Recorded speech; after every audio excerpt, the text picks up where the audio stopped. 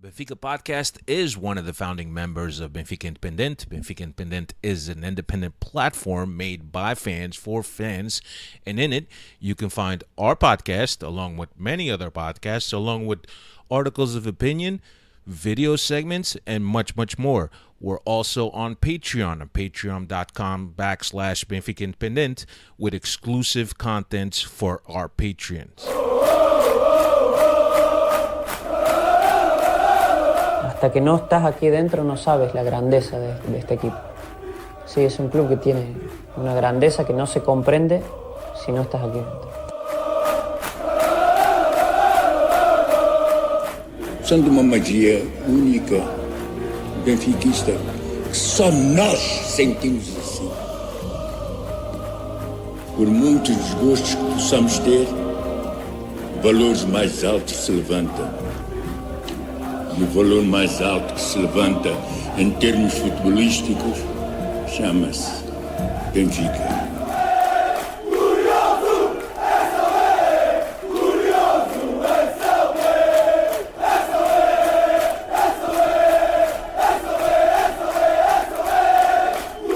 Quero o Benfica intimidar o adversário.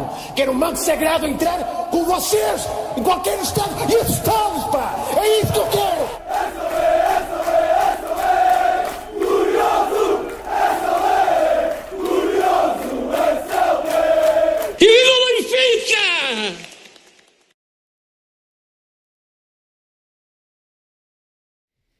Over. Let's go. What's going on, everybody? Welcome to another edition of the Talking to the Doll Benfica podcast. My name is Alfredo Fumaças. With you as always on Tuesdays, sometimes Wednesdays, sometimes Thursdays, sometimes Mondays, sometimes Fridays. Any day of the week, really. We're like that. Here we are for the latest and greatest in Benfica land, episode number 495 with me as always, Cristiano Oliveira. Cristiano, como é que é? As always, I should say. As always, bro. You got to correct. Sometimes às vezes. Sometimes on a Tuesday, Wednesday, Thursday, like you just, said it a second ago. But listen, nonetheless, I'm glad to be back here. I'm glad to see my cousin Dave, fresh off of his wedding, back here to join us. We don't want to hear about none of those wedding stories. Let me know how that goes in a couple of years. But for now, we're here to talk about Benfica, and I'm very excited to be back. Benfica back to winning ways. Coming out to Portugal back to being the shitstorm that it really is, the one that we all love and hate at the same time. So, pretty sure plenty to talk about. Excited. How you doing, Alfredo? You got that Wonderful. Make America Great Again podcast hat. It looks beautiful, bro. It's not a Make America Great Again, but it's something much nicer. You had that hat before I've Trump, had did you this not? hat for a few years now. You getting royalties from the MAGA guys? Because, I mean, Dave said you had it first. You better be getting a royalty, bro. No. You can't, I don't know if I had it before the whole... I just remember thinking that I got a red hat, and I hope that people from behind don't think it's a MAGA hat. Not that I care, obviously, but yeah, I did the rescaldo with the Benfica Independente boys with Picado and João Tibério, and I was wearing this hat, and I just left it here where I record. And it's here. But look, there's Cristiano. You know the details. You don't have to. You don't have to apologize to anybody for wearing the MAGA hat. I mean, it's either the MAGA hat or the hair. You know, the Trump hair. You chose the hat. I mean, smart decision, bro. Who's got the hair? You? No, but there's a Cristiano. You know this hat, Cristiano. There's a little nice detail in the back, and I'll show everybody. No, I just never got one of those. Capito. What do I get? Like, I get one that says Robin on it. On the side. I just went to the mall to Lids, man, and I had him do this for me. It wasn't that complicated. Talk about that before we bring Dave back in to introduce him, because he's been, sitting there waiting. Dave's good. Dave's good. Oh, you talked about him for 10 minutes, but he's going to get introduced at some point, guys. Trust me. Believe it. He's going to get introduced. Dave the Oliveira. Go ahead. Dave the Oliveira. This is the reunion of the Oliveiras on the Benfica podcast. But all jokes aside, listen. We need to come up with some gear, bro. Some T-shirts, some scarves, some gloves, some socks, something. Benfica podcast. Yeah, look, for those of you who haven't noticed yet, we published a new logo yesterday, and this is all in anticipation of us shifting over the channel to the Benfica Podcast YouTube channel, not the Talking to the Doll Alfredo Fumasa's channel. So we're planning on starting that up on episode 500. And there'll be some branding. The logo will be different. So we're going to take advantage that it's a new logo, and hopefully have some T-shirts printed out and some other stuff for anyone that's interested in getting it. But Dave de Oliveira is here. What's happening, Dave? What's going on? The band is back together here. First it was me taking a couple of weeks off, then Chris wasn't here, but the band is back together for another season, and great to be back on. I don't know about you guys, First but time together this season, right, Dave? this season, that's it. Is it So- first time that you guys have been Yeah. together on a podcast? This season, yeah. Yeah, that's right. Because you were out the first couple podcasts, and we had a couple guests. But listen, Yeah. I quickly want to shut down the rumor that there's no truth to the rumor that episode 500 will be broadcast exclusively on my OnlyFans channel. I just want to shut that. It's not going to happen, ladies and gentlemen. All right. Is it going But to listen, be before a simultaneous thing? Smash. Talking about OnlyFans. Smash. Oh, you see this guy? See this guy? Number one bullshit guy. Smash the like button, ladies and gentlemen. Don't forget. Smash and subscribe to my OnlyFans. All right. Yeah, Bora, correct. Before I forget, let me say hello to all the Freddies who are already here. Hugo Brito, Bruno Gil Rodrigues, Wizdro, Jason Gaidola. Let's see. I hope I'm not repeating. Timo's here. I haven't seen Timo in a while. What's up, Timo? John Moreira, Hugo Brito, Mike Madeira. What's going on? Mike Madeira says, I just got back from Portugal. I wanted to let you guys know. First time watching Benfica versus Volkswagen. Porto. Versus. And to see our boys win the Supertaça. Amazing atmosphere. You got a good one, man. Benfica doesn't beat Porto too many times on that Supertaça game, so it was good, man. One for the record books for sure. You had to go to hometown to win the game. See that? You had to go to your hometown. You're right about that. But here we are. We're back in the Tugão.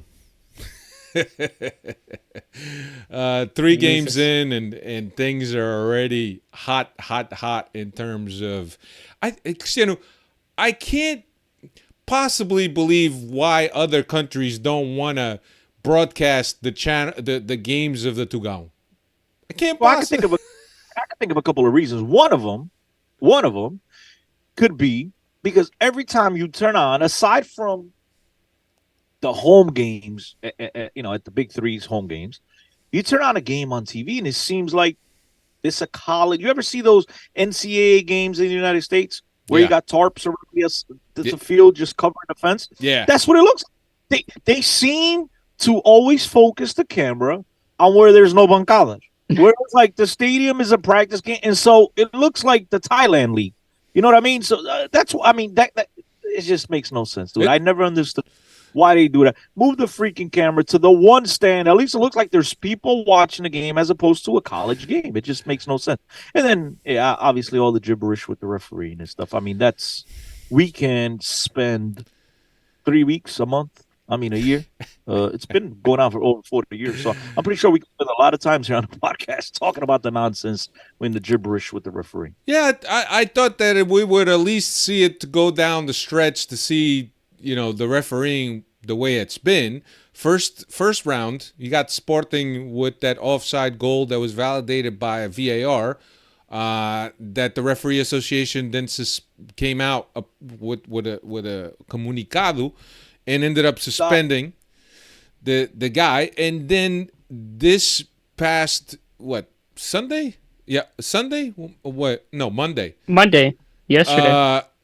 Your cousin Eustachio, Dave, with 2 clear, one yellow, 1 red card, and he just finished off the game like nothing. And one of them was like inside 3 minutes. The one that he just flipped Guga inside out. It's amazing.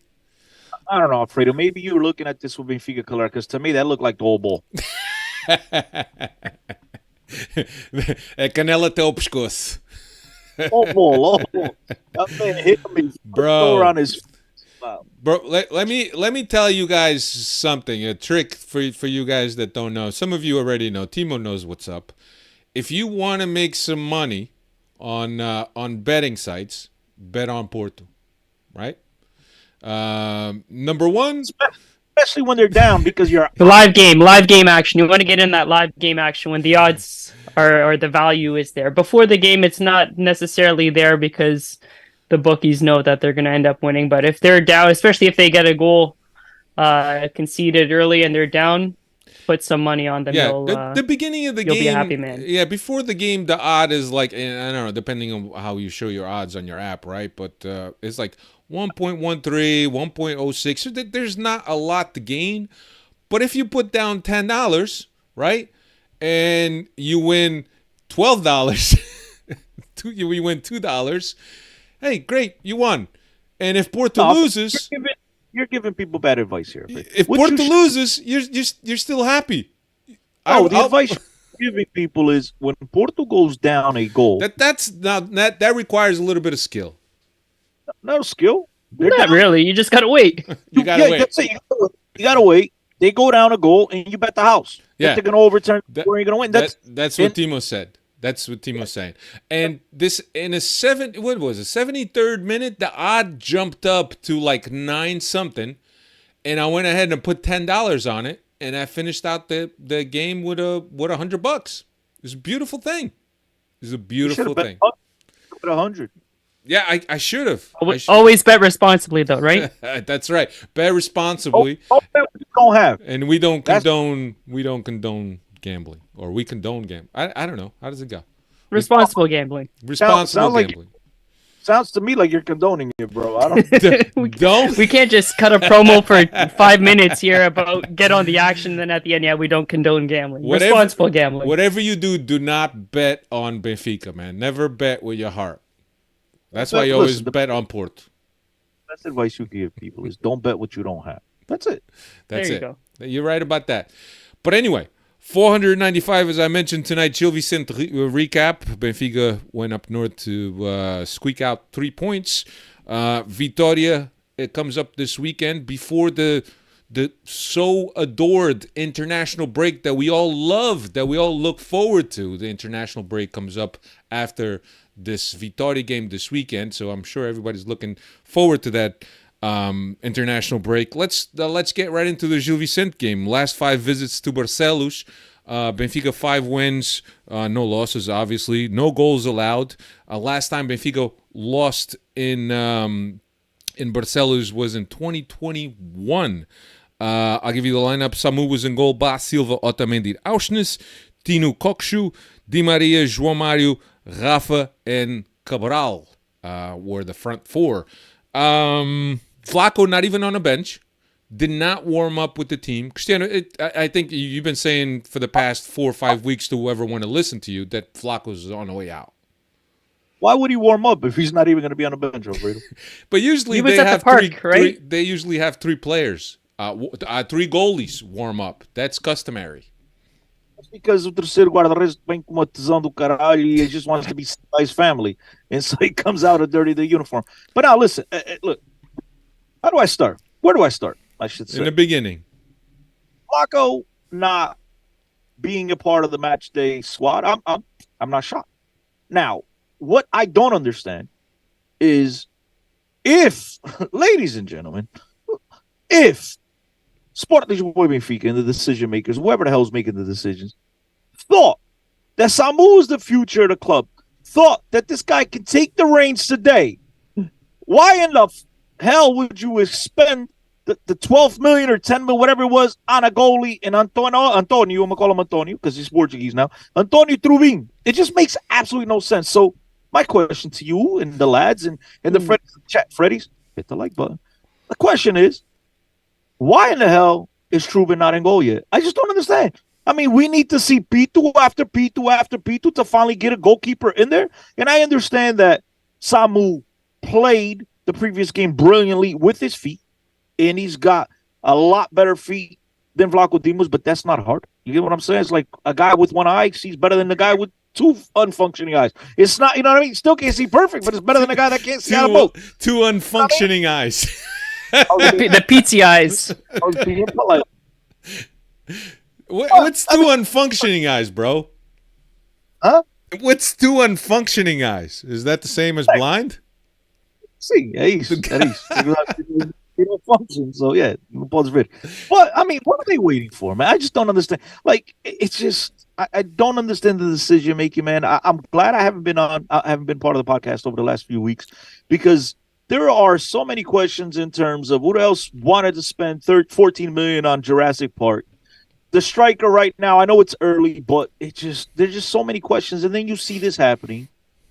Samu, who a lot of people are in love with because he came out of Seychelles, and I'm not ready to burn the kid yet. I legitimately think he needs to go out on loan. I think he needs more experience. Benfica spends 10+ million on a goalkeeper to keep him on the bench. It just, guys. He's coming in this weekend though, Chris. I'm with you. I'm with you with that. I thought he should have made the start soon, but okay, you want to give it back to Samu because he had a good performance against who was it? Estrela, sure. But now this past weekend's performance has opened the door for them to make that change to Trubin because he did let a couple of goals that should have been stopped there. So I'm with you. I thought they should have made the switch. I thought they should have went straight from Vlaco to Trubin. But if you want to make the if you want to say that he wasn't ready yet, he wasn't accustomed to the team and how the way the team plays, sure, give Samu a game, and then he played good, and it would be hard to take Samu off because he played good, even though I agree with you, it doesn't take much to be better than Vlaco Dimos. But I think going forward from here on out, like you said, he spent the money. This is now Trubin's net for the rest of the season here. I actually think, call me crazy, I think you'll see Samu back there again. I think if we're right, why are you laughing, Alfredo? Think it is? Ah, okay. I believe in what you said at the beginning. I think you were right in that. I think they figured he wasn't ready. And let's just go along the line that the belief is that Trubin was not ready to play yet.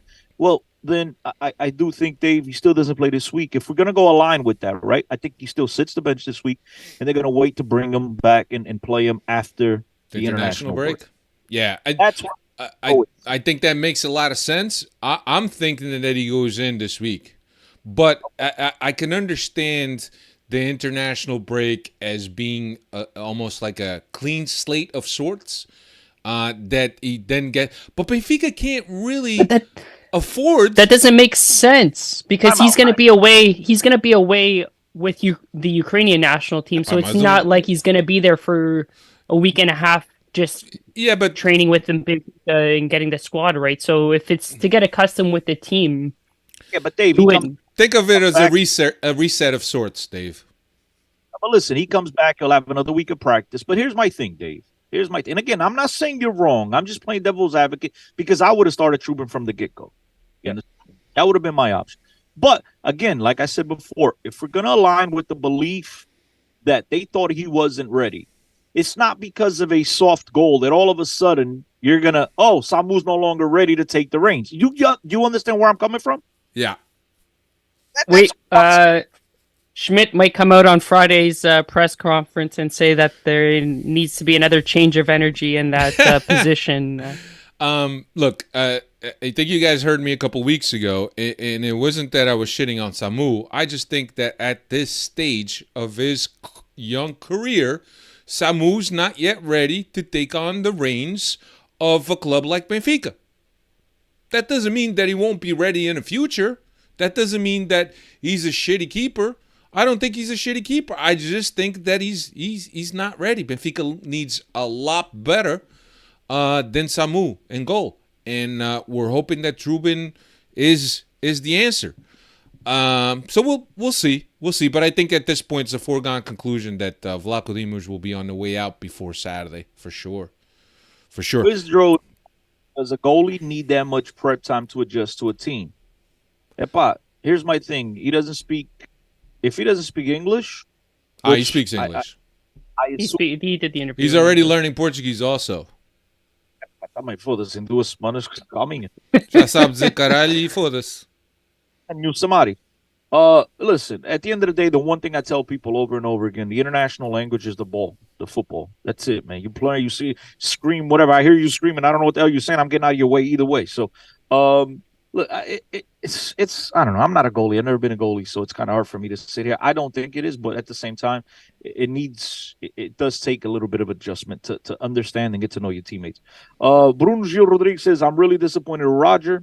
He looks confused, not doing the right substitutions, and made a big mistake creating Odysseus' problem. I don't think it's creating an Odysseus problem. But I don't think guys, stop reading the newspapers. I think it's please. the There's media we are creating our own drama here. I'm telling. I said this last week. We're creating our own drama. I can't wait for this international break. I can't wait for the transfer window to be closed. We're creating our own dramas here. Please, enough. Yeah, no, I agree. This whole narrative, I think that's a media thing. You know, and Roger gave a masterclass in the pre-match conference, in what he said. Look, I didn't criticize the person. I criticized the performance, which is, he has every right to criticize the performance. He is the coach. He is their boss. He is their manager. So if he's not happy with the performance, why not call it out? And I think that we're a little bit too used to. Maybe Portuguese coaches are a little bit more kinder in the way that they communicate. They don't want to hurt any feelings. But Roger's German. He's cold as ice. Which Portuguese coach are you talking about? You guys, you always cry when my boy JJ used to rip players. JJ, I'm talking about the other guy that's on a silence strike too. That guy hasn't been seen or heard. Well, he's been seen, but he hasn't been heard from in 3 weeks. Yeah, a big deal was made about Roger Schmidt criticizing Vlaco Dimos, but when he had a full spat with Nakajima after the game, where he got in his grill and just yelled in his face, nobody made a big deal out of it. That's the truth. You are now. Who cares? Why are we even talking about that? No, we're not. It's Dave. Dave keeps bringing him up. Sorry, Dave. Don't do that again. Zamato says Roger did absolutely nothing wrong to all. The criticism of Roger over that is absolutely silly. Yeah. Look, at the end of the day, he has the right to give his opinion. You don't like it, perform to a level that leaves no door open for criticism. Right. That's right. I wanted to before we talk briefly about the game, I wanted to also say that I really feel that Tino is a better match for Koksu. And there's nothing wrong with João Neves, and you guys know that, you know, we love João Neves here. I just think that João Neves is maybe a little bit too similar to Koksu, to the point that they almost occupy the same spaces at times during the game. That's why I think that Tino is a better match for Koksu, because Tino is more of a positional guy that just sweeps behind, that fills in the gaps, that balances players that go up. He fills in those gaps, and I think that it gives Koksu a little bit more freedom to operate, to build, and to think the game. That's what I think. I don't know if that's what you guys think also. Look, man, as much as we all want to see Koksu succeed, and Benfica is going to give him every opportunity to succeed after spending the type of money that they spend on him, it just right now, and you know me, Alfredo, I'm a guy that always thinks they make a bigger thing about Seychelles boys than than what they really deserve, and yada yada yada. But bro, it's hard right now at this moment, and I understand it's only 3 games and Koksu's not hit his stride yet, and it's hard right now to look on the bench and see João Neves sitting down. João Neves has been everything you expected and more. The kid has been phenomenal. And I understand, you're right, they play very similar positions, and you can't play both of them together. But then at the same time, I agree with you once again where Tino needs to play, but Tino's phenomenal on the defensive side of the things. But with the ball at his feet, bro, there's a lot to be desired, and it's like he doesn't think of the outlet pass. He just very lackadaisical, and I know there's stats that point that he's better with the ball than other guys, but his chances are limited. He doesn't have the ball as many times on his feet as other CDMs do. So, again, those stats aren't exactly what reality are. But I do agree. Right now, it's Koksu and Tino. But, man, and you know, Alfredo, This is coming from a guy that doesn't blow everything Seychelles. It's hard, bro, to justify sitting the kid. The kid, every chance he plays, it doesn't matter if he's a starter, if he's coming off the bench. It's just he's impressive. The kid has been, look, and I'm not sitting here comparing him to the Rui Costas of the world, to the next phenom. He's not that flashy player, but the kid just gets it right, man. The kid plays with heart. He understands the game. He spreads the game well. He gets the dude. Just there's not much you can criticize from this kid's play, man, and it's hard because you have a guy that you spent $30 million on that you're going to give every opportunity possible to get it straight because you can't have this kid be a flop. But bro, sitting Neves is heartbreaking, and I'm not the type, but I'm of the opinion, I should say, that Benfica needs to switch to a 4-3-3. You play Tino, Neves, and Koksu. But the problem is that at this moment, look, the left back situation opens up a spot for Arsenal to play. But we know Roger Schmidt is going to play Arsenal. It doesn't matter where, right? The only thing we haven't seen him play yet is goalkeeper. That might be next if Truvin's a flop. But I mean, it's hard to justify sitting the kid. And I wanted to mention that here on the podcast because you guys all listening know that I haven't been the biggest fan of kids coming from Seychelles, like the Paulo Bernardos of the world and all these kids that everybody hypes up. And this kid, there's never been that crazy hype around him. But the kid is just, there's not, you can't knock the kid. The kid is superb. Yeah. And to see him sitting, and it just, it leaves a pain in my chest. It was one game, and he still got some minutes into. It's a long season. Yeah. It's not like he's gotten a spell of 3 games sitting on the bench too. It's still early, and Roger Schmidt already said that he's going to rotate the players more often this year. So I'm not ready to raise an alarm on that one just yet, Chris. And look, I don't have a problem with João Neves. I think he's an excellent player. I just think that in terms of I can't say compatibility. I can't even say it in Portuguese. For this compatibility. I think that Tino is more compatible with Koksu, and of course, Koksu, the most expensive player in Benfica's history, is not going to sit the bench in detriment of João Neves, right? The one thing that Tino does very well is he's very good on the high press. He covers a lot of ground on the high press, and we kind of need that to get the ball back. But I agree, João Neves he needs to play. He's excellent. That ball to Musa not everybody could do that ball. That's a great pass. That's a great pass. When you say Tino's more compatible with Koksu, and the idea that Roger has. At this point, I think Tino's compatible with anybody who could play in that role because neither one of those guys, I understand the work rate is there a little bit better on the defensive side of things from Neves. But at the end of the day, none of those guys are spectacular defensively. And Tino, he's the guy that's going to come in with the mop and clean shit up. You know what I mean? That's what he does. Tino could play with any of those guys because he doesn't need the ball at his feet. Tino's there for one thing and one thing only. Get the ball back. That's it. That's what he's there for. So he can play with me, Alfredo, Dave. It doesn't matter. He's going to play, and he's going to look good on that side of things. He's going to look good because the other 2 guys defensively are going to look bad, so he's going to stand out even more. Problem is, when Benfica is in these games and there's Gil Vicente on the road in the 68th minute and things are tight and it's 0-0 and Benfica needs a goal, and all of a sudden the ball gets to Tino's foot and it's a turnover and we are defending again because he can't pick out an outlet pass and put somebody, spring somebody on a counter. Agreed. So that's all the problem. And look, and that's the reason why last year he played a lot more because Roger deemed that we need a defense center mid, and again he sticks to that till today. But if Tino had a little bit more ability with his feet, guys, he wouldn't be at Benfica today because defensively he's phenomenal. You're absolutely right. I don't disagree with that. The thing that bugs me again is to see that left wing by Benfica, and not that João Mario. I thought that João Mario had a decent game.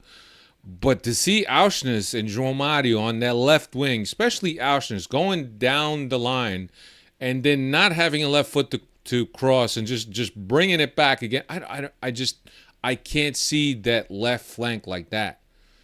I just can't. The worst part of the first half, Alfredo, was You had Arsenis with the whole left wing open to him and cutting back into the middle. And then, you know what was worse than Arsenis cutting back into the middle? Was when Romario got the ball a little bit further up the field, cutting back into the middle because neither of them. It was like, Zeus, bro, it's double dosage. Yeah. So. No, it hasn't. I think that Roger Schmidt is really struggling to find an 11 that's going to be his core 11. That's going to be his go-to 11. He's struggling with the fact that he feels that Auschwitz needs to be on the field all the time. He's struggling with the fact that João Mario needs to be on the field all the time. He's struggling with the fact that he can't find a spot for Neres. And you can make an Go ahead, Chris. I hope I'm 100% wrong on this, ladies and gentlemen, but I told Alfredo this, and I'm going to tell you guys here live rather than my OnlyFans channel. I'm going to say it on the Benfica podcast channel. I hope I'm wrong. Roger Schmidt is going to die on the beach with Auschwitz and João Mario when his final days at Benfica. Because his insistence, and again, and it's not a knock, ladies and gentlemen, it's not a knock on Auschwitz. But Auschwitz, sometimes there are game situations that there's other athletes on this team that are better suited for those situations. And he insists on Auschwitz at all time. I don't understand the game against Boavista, Benfica needing a goal, making a substitution, having a striker that they spent 10 million or 7, whatever the hell it was last year, and takes that on the bench. He's bringing in Ristich, a left back. Then you go into the next game, you need a left back, and you're just burning Ristich and playing out. He's burning right now. I totally agree with what you two touched on earlier in terms of the media making this a bigger deal and a bigger drama than what it is. But there are clear signs here that Roger is not dealing with this roster the correct way. Either he doesn't count on the players, which, well, ladies and gentlemen, we're 3 days before the close of the window. What the fuck are these players still doing here? Yeah. If you don't count on them, get rid of them and bring in players that you could count on. So that's why I think that it's not a problem just yet at this moment, Chris, because there is still some time here. The Ristich is clearly not in Rogers' good books or in good graces at the moment. He's probably on the way out, and they're probably, I would hope, that they bring in a proper left back, even if it is to back up your Jurassic Park boy there. But at the moment, you can clearly see whatever happened there between Ristich and Schmidt, and if something happened in the training grounds, or if he just doesn't count or can't depend on him, he's not in Rogers' good books at the moment. And for our benefit, there's still 3 days left in the transfer market, so I wouldn't get too bent out of shape just yet. You could tell you just recently got married. You're too nice yet. You're still too. I said I'm positive Cristiano this year. I'm trying to. There's way too much shit. I like. Oh my god! If every day last week it was something new, and you would think that some of these Benfiquistas that I'm reading day in and day out just want this team to fail because it's all dark and gloom. Like, guys, it's still early in the season. We still have, if on paper we have the best team in the league, just give it some time. Give Roger Schmidt some patience. Like, where did Roger Schmidt go from being our almighty savior to we just burned all his good gracious, and now we're ready to bring out our pitchforks and start poking the guy? Like, I just don't understand where some of the mentality is with our fan base here. Ristich is this season's Gilberto. Listen, I'm commenting, Dave, on what I've seen on the field, and the fact is that this team dragged ass towards the end of last season. And now I know you're trying to be optimistic, and again, I commend you for being optimistic. But at the end of the day, Ristich's been on the team last year. He barely played last year, and we all said, "Oh, that's because he's got a player that's in all world form in Grimaldo, right?" And now we're 3 days away from the close of the window. Ristich has been here, hasn't counted. He didn't leave until now. He's not leaving now. I mean, guys, it's about, como se diz em português, arrumar a casa, bro. It's about taking care of the little things. You don't wait till the last day. Roger Schmidt clearly does not count on Ristich. Yeah. Clearly does not count on him. Yep. Why? So who is that on? Is that on Roger, or is that on Rui Costa or somebody else to get Ristich out of there and get somebody that Schmidt does trust? Guys, Ristich played in the Super Cup. And then was subbed off at halftime.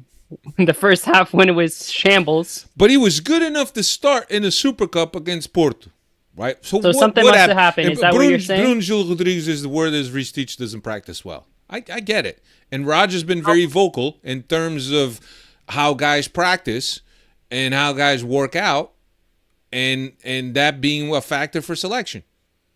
Alfredo, that's not a factor. You got to discard that because, as you two just mentioned, he started the Superta, so he practiced well enough to start, and then in the middle of the first half, he remembered, oh shit, this guy doesn't practice well. Let me take him off at halftime. Come on. I get it. But at the end of the day, I think there's just some look, Dave just stumped me on that. Look, is it a Rui Costa factor? Is it a Roger Schmidt? At the end of the day, guys, this is a collective effort. If the coach doesn't trust a player, he has to let the front office know that he doesn't trust them, that he doesn't count on this player, and the front office has to go out and get this player. The thing on Ristich is this is not a player that arrived 3 weeks ago. This player's been here over a year. They know what they had in him.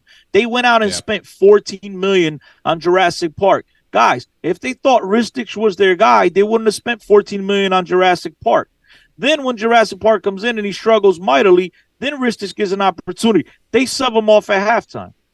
Then the Jurassic Park doesn't play too bad. He wasn't as bad as I expected him to be against Boavista. Unfortunately for him, picks up an injury. Now the door is wide open once again for Ristich, and he plays a center mid. A wing, I don't know what the hell Rosnes is for this guy, but he plays a guy that's never played left back and left back. No. Guys, the writing's on the fucking wall. He doesn't count on Ristich. Yeah. Whether it's because of I don't care what the reason. So why are we gonna cry over it? If he doesn't care over, like, there's nothing we can do. Hey. No, I know we're not, but there's other people that I don't know what they want him to do to start him just because he's got that left back position. And you're getting it all wrong, Dave. I'm not crying over Ristich. I'm crying over the management of the roster.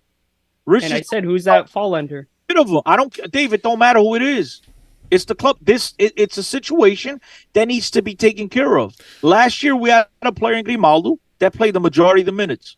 Luckily for us, he never got hurt. Had he gotten hurt, we were going to play a player Arsenal would have played left back. I guess that's the answer. Never mind. Yeah. But the point is that they need a backup right back, a backup or a starter at this point at left back, right? And I understand there's 3 days to go, but Ristich is a guy that we can clearly see is not counted for Roger Schmidt since last year. Yeah, Picado said something on Rescaldo that it made a lot of sense, right? Last year we were very fortunate because almost every single guy that was brought in was able to make an impact right away.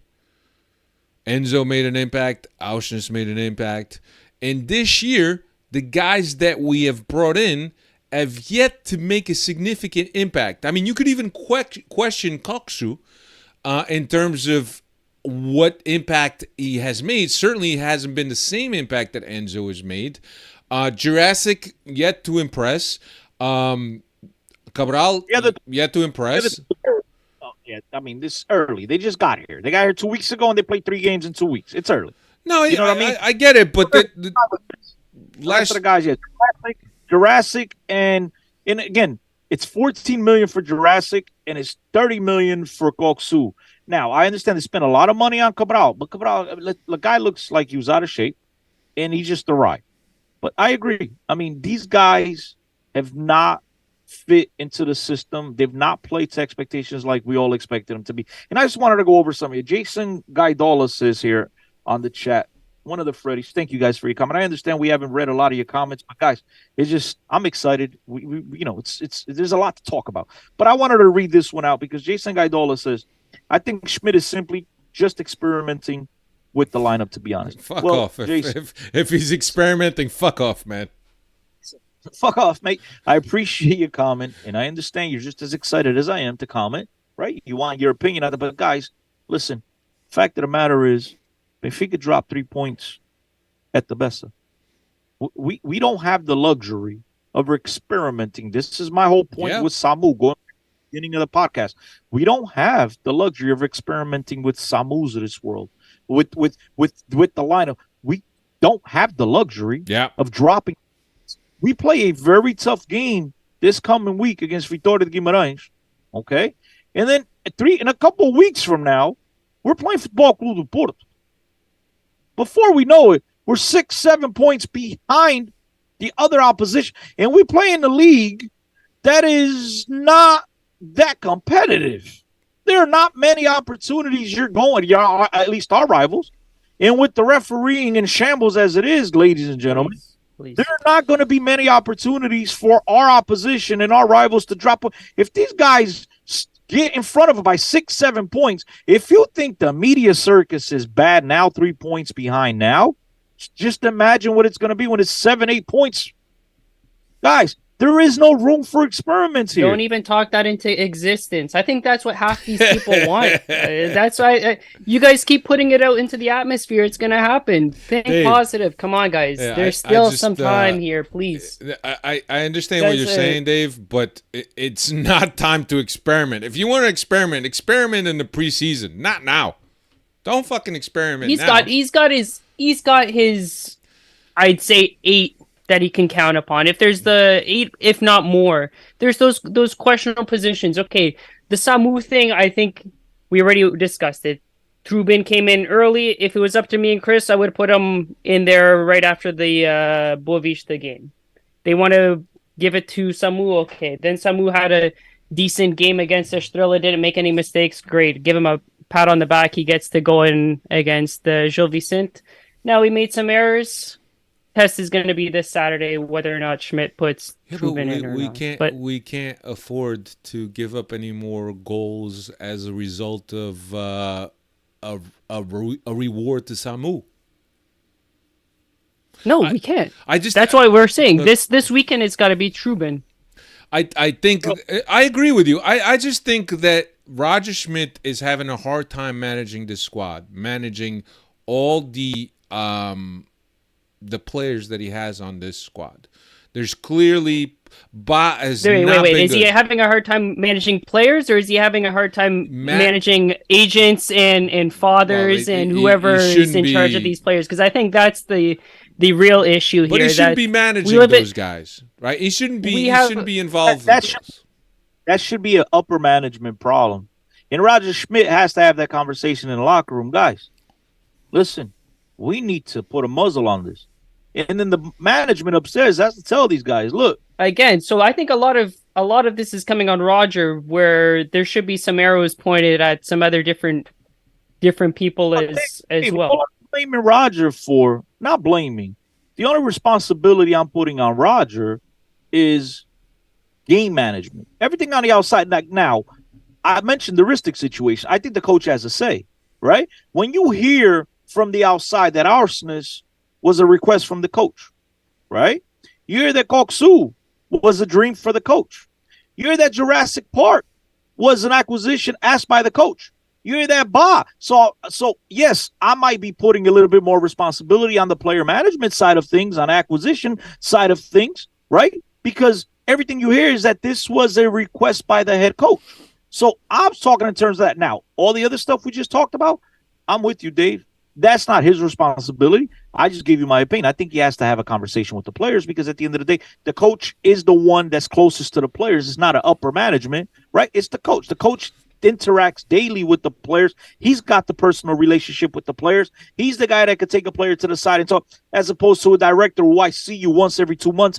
I don't have that confianza with you. The coach does. So, but I'm not putting it on him. I'm just saying, I think, in my opinion, he should have that conversation with him. Now, in terms of all that other crap, Rui Costa and the directors need to sit down with Neres, and not just Neres. I think at this point, you need to have a conversation with the whole team and explain to everybody, ladies and gentlemen, this shit can be going on here. You're all professionals. You all sign on the dotted line. I understand you're not content with your playing time, but you're getting your fucking salary on time at all the time, and you play when you get an opportunity to play. You're unhappy. We will see what we can do to move you. But at the end of the day, you have 4 or 5 more years on your contract. And until we can figure this out, you're going to play and you're going to keep your mouth shut, and you play when your number gets called. Simple as that. But that's a conversation that the other guys have to have. Yeah. Let me just recap the game so we could move on, because I think we've already spent way too much time on this topic, and we're not even talking about the game. But soft PK for Benfica, I've seen those being called in other fields. The contact is there. I just don't think it's enough for João Mario to come down like that. Nonetheless, contact is there. Di Maria. Agreed. Di Maria fires off the PK, puts Benfica up 1-0. Benfica with tons of possession in the first half, but not creating many chances. I remember one Cabral header where he, off a free kick that he tried to redirect close range, and the goalkeeper came up with a good save in the 22nd minute. After that, not much more than that. João Pinheiro, the referee for the game, with the criteria in terms of how to award or dish out yellow cards, very permissive. I remember Rafa suffering, I don't know how many fouls. It's almost like you almost have to strangle the guy or rip off his head off for somebody to get a yellow card for Rafa. In the second half, no changes for Benfica to start. Gilles came up on the field. They were playing very compressed in the first half. They came out and they stretched out their lines between the attacking line and the defense, and that kind of opened up the game. 53rd minute, Rafa on the end of a Auschnitz cross. Believe it or not, Auschnitz did cross the ball with his left foot, put up Benfica 2-0. 63rd minute, Tankstead and Neres came in for Cabral and João Mario. 74th minute, Benfica gives up a goal for the 1-2, and then after that, it became a game of nerves for the fans and Benfica alike. 75th minute, Chiquinho and João Neves for Tino and Neves. Finally, Benfica struggling with the game, very open and very broken. Musa coming in the 90th minute for Rafa, and much like Tankstead the week before, the first touch by Musa is to put the ball in the net. And I don't know how you guys feel. I know, Cristiano, you were didn't watch the second half, but Dave, that goal by Musa was certainly a relief, because at that point I thought it was going to go down to the wire, and Benfica could have probably allowed a goal in the way that Gil Vicente was playing. Yeah, and that was, if I'm not mistaken, that was already in extra time, or just that was already extra time.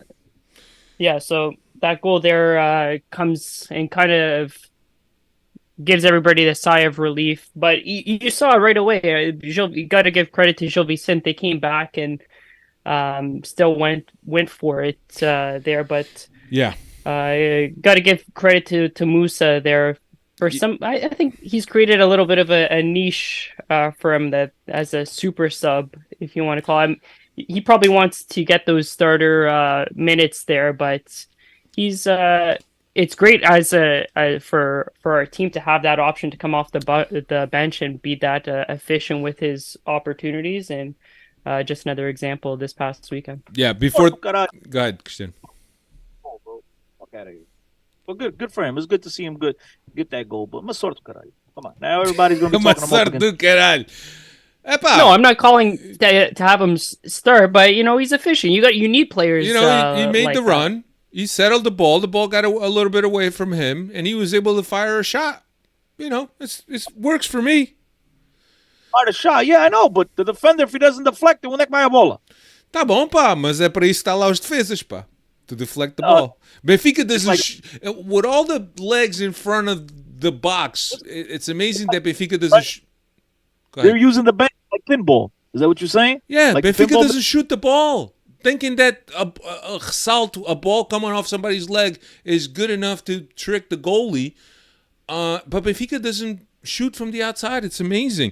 Roger Schmidt did say that he felt that the team lost focus in the after the second goal, so right around the 60th minute, and then right towards the end of the game, I think with 1 minute left, Benfica gave up the second goal, 3-2 final, or 2-3 final score, and I know it's Benfica has given up what, 5 I don't goals?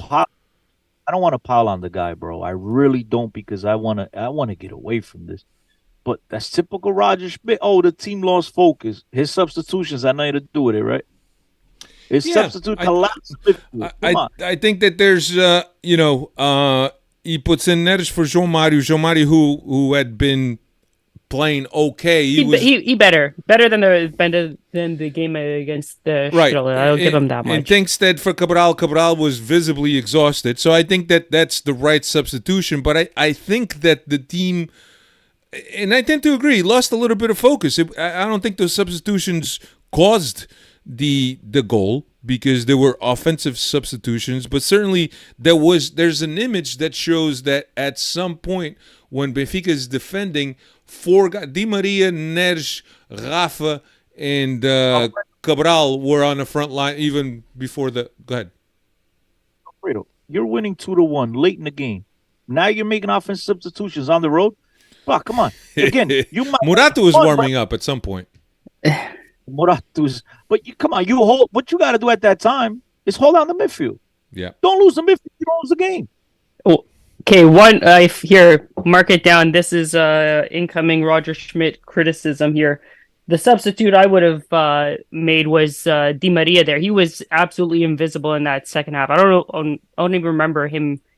I remember him being a defensive liability in the second half, but producing anything offensively, I don't remember anything from him. And I know there was that whole news story about. I think that's ridiculous, Dave. I think it's ridiculous that the media picked up a clip from Di Maria in which he says, "Oh, the coach knows that I don't like to be subbed." What player likes to be subbed? No player likes to be subbed. So I hope that had nothing to do with his comments. The media ran with that, and I know the media ran with it the day before the game and the day of the game, then it just so happened that he wasn't subbed the day of the game. So I hope that Roger isn't feeding into that and listening to that. I would hope. Yeah, but no.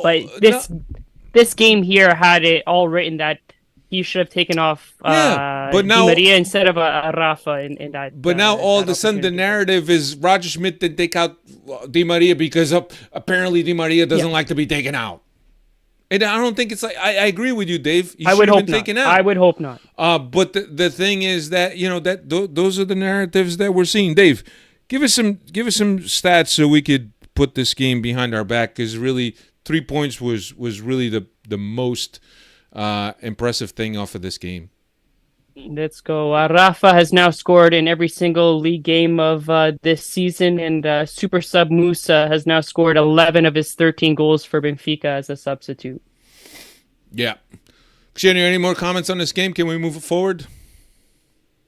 Yeah, before we move forward though, Fred, I think the Freddies are very active. We gotta. Yeah, I'm not keeping up with the chat, man.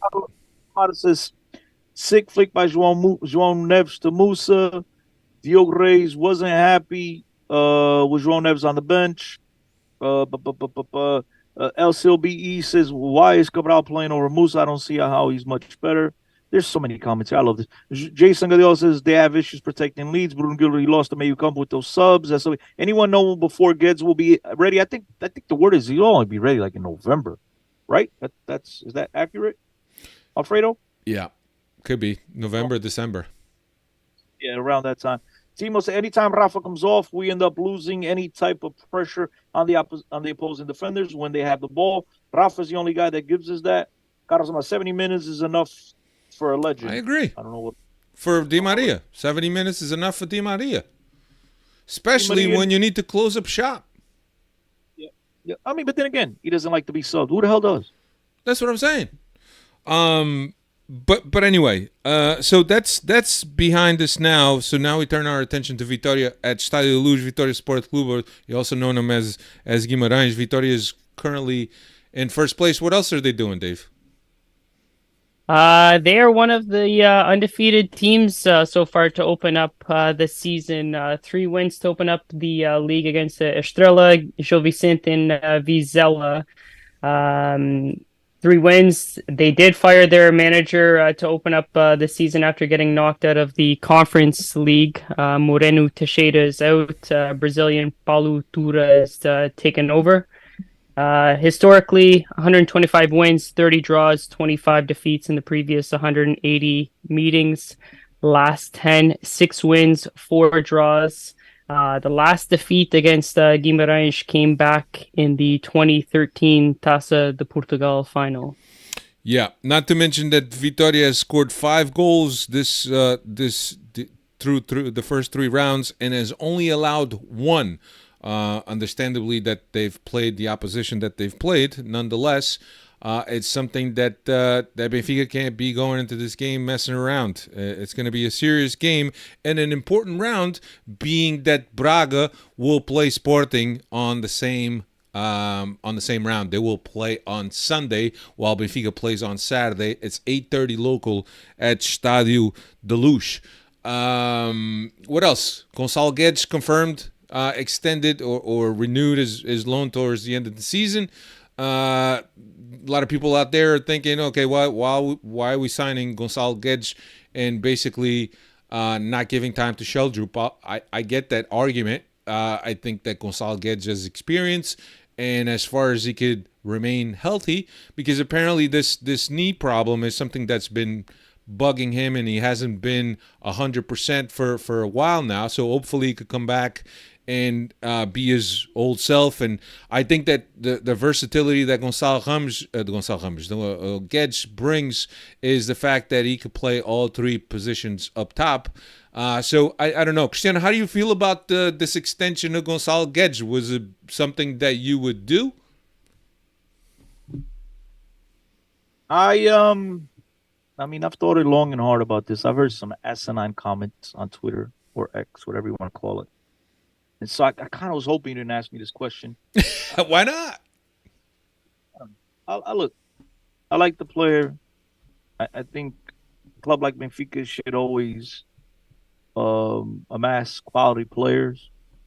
But it feels like right now, at this moment in time, with 3 days to go in the transfer window, there are other priorities that need to be filled. And that's my only knock on the acquisition. It's not the player. But this is only being confirmed now, but it was already in the works at least weeks in advance from what we've heard, right? This was only a matter of time before it was being confirmed. Or from what I've also read is that this was the backup option if we didn't get João Felix. And from all I'm reading, Barcelona's activated. Hey, our boy Fabrizio has tweeted that Barcelona has activated the João Felix activation mode. So it seems like, what is he, like Transformer Dave? He's activated. We've got to bring back that segment now that we've got Chris on. But yeah, so that from what I've read, I mean, take it with a grain of salt at this time of year, that Guedes was the backup if João Felix wasn't coming. But according to Fabrizio, 2 hours ago, Barcelona are prepared to activate the Operation João Felix in the next 48 hours. Board working to find a solution to make it happen with financial fair play. Bro, João Felix is Alfredo. Owner's press is clicked twice on the remote starter. They've activated it. You know? Bro, Roger Schmidt is having a hard enough time playing Neres and Di Maria at the same time. You don't need another headache in João Felix, bro. Bro, stop. Nah, stop. I know you're a big fan. Chris has some stock, and I know that where Felix could come in and benefit. I think that Roger is struggling to find the best 11 and to bring the system that he had from last year. I think he's going to have to change it up a little bit to conform to the players that he has now. Alfredo, as I mentioned before, there are other priorities, right? No, I get it. But I'm with you. But even if you go along the lines of where Dave said, right, that, this was a deal that's been in the works for a while, okay? I mean, guys, he's not going to be ready until November anyway. So, I mean, it's like, do you really need why not just get him in January? Yeah. I agree with, but maybe that's the condition is that you pick him up now and you start paying his salary now. Or part of his salary, whatever it is. But I agree with you, Cristiano. There's clearly a priority, a left back and at right back. Those to me are clear priorities right now that should be way at the top of Rui Pedro Brás for me. Maybe running on the new Andre Almeida, arsonist, to play left back, right back. He's going to be the polyvalent. I don't know, man. That's Ai, Jesus. played both, right? He's played both. Yeah. Diogo Rey says, how do we feel about this international B team tournament we've entered next season? I don't know what that is. What? There's a B team tournament? Diogo King, explica essa melhor. I love you, bro. You wasting my time on the Benfica podcast talking about the B team. Come on, Diogo. The other thing that we got going on is that the Champions League draw happens this Thursday. Benfica are in pot 1. I could run you through the pots real quick. Benfica City, Sevilla, Barca, Napoli, Bayern, PSG, and Feyenoord. On pot 2, Real Madrid, Man U, Inter, Dortmund, Atletico, Leipzig, Porto, and Arsenal. Pot 3 and pot 4 are still looking for a couple spots to be filled, but pot 3 currently has Shakhtar, Salzburg, either Rangers or PSV, AC Milan, Braga, Lazio, Red Star. Pot 4, Real Sociedad, Galatasaray, Celtic, Newcastle, Union Berlin, and Lens, and AEK, Copenhagen, and are still up in the air. They play tomorrow. And Young Boys from Switzerland has already made it, but where they're placed is going to depend on the AEK and Copenhagen results. So we'll have to wait for that in anticipation, and then we could talk about the grouping. But right now, out of that pot 4, the one team that I want to catch is Newcastle for sure. Everyone else could come. Union Berlin is a pretty solid team there. Yeah, too. but they're never shapes not up against German teams. Yeah, but they're not a team like Newcastle. I think that everyone else in that pot 4 is pretty evenly matched. Union Berlin could be a surprise, but I don't know. We'll see what happens. International break is coming up. Hallelujah. Hallelujah. And also the summer transfer window will come to a close. I think, is it the 31st of August, Cristiano, in most of Europe? I think it's the first. If I was the 1st of September, because the 1st is a Friday. 31st at midnight. Is the 1st? First is a Friday. It's the 1st at midnight. Friday night. Yeah. In Saudi Arabia, it doesn't close until September 15th. So keep that in mind. Still a couple questions in the transfer window. Vlaco Dimos, Tomás Araújo, João Vitor, Sheldrup, all up in the air in terms of whether they stay or they go. Paul Bernardo, Chiquinho, don't forget all that. I didn't see Paul Bernardo on the roster. Did he go to the I thought he went Oh, Paul Bernardo's still here. They're talking about Celtic, right? Celtic, Chaves, and there's another club, Cadiz, maybe. I think they're. But I think that I think Benfica is only allowed to loan 7 players, both domestic, as a whole, not to the Portuguese league or not not to other countries, to the leagues. And I think that Benfica maybe has 1 or 2 slots still open for that. So I don't know how that's going to play out. They only loan 3 in the Portuguese league, if I'm not mistaken. And then I think it's a total of 7 or 8 all combined that you can loan from your team. Yeah, Diogo. Yeah, and I read something about this earlier. I wish I could bring up the tweet, but there is only 1 slot available, and then Gabriel's slot becomes available in the winter transfer market. Yeah. But that doesn't help us now. Spot for what? For the loan. Gabriel's still on loan for us, so he's taking up one of those. Yeah, but you said there's 1 left. Yeah, there's one left. 1 slot left, and then Gabriel's I'm not sure loan. if that's including that's what I read. Potential Bernardo. That's what lease 6 players already. That's what I read. That's what I read, that the Benfica has 1 or 2 slots open. Oh, that they've loaned out. Loaned out. Mete's one. Mete, Dantas. Mete hasn't gone yet. Mete hasn't gone. Yes, Paulo has confirmed he's it. confirmed it. Okay. Mete, Dantas. An option to buy, Alfredo. I don't think he left on loan. No, he left on loan.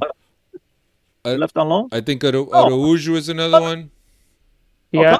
Not a good Alfredo. He's gone. Benfica kept the percentage of the future. Yeah, all I know is that I did read that there's either 1 or 2 slots open From what I don't ask me what players take that up, but that's what I've heard. Diogo Reis says it's a tournament of U23 players with the likes of Liverpool, Man City, and he says I don't like it because B is essentially a showcase of our youth and where we can potentially lose them on the cheap. Epá, este gajo vem mesmo para aqui wasting our time. Cristiano, you got to talk to Diogo Reis, bro. So if they're under 20, if they're playing on the under 23 and they're not on the main squad, bro, não deve ser grande espingarda. That's the truth. Five of the 7 slots are currently occupied. Dantes, Ramos, Mete, Verissimo, and Gabriel. Oh, shit, Ramos. Ay. Ramos is Araújo, bro. Yeah.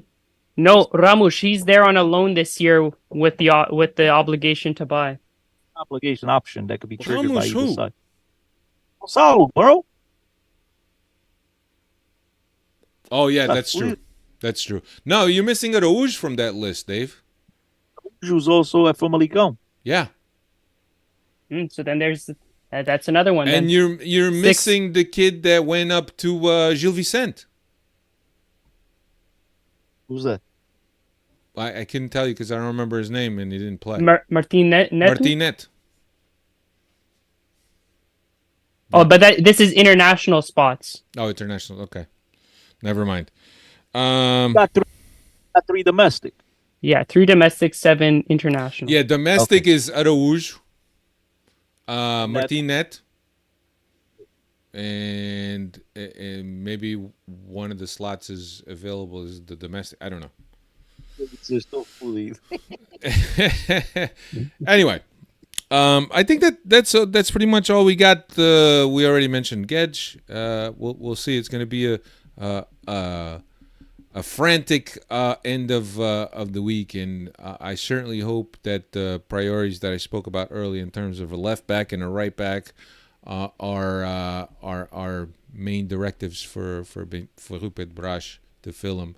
But I very much doubt with this much time left in the window, you're going to be able to grab anyone decent. I don't know. Cristiano, can you think of any right backs or left backs that you would go for it? Think of is that they should hire me.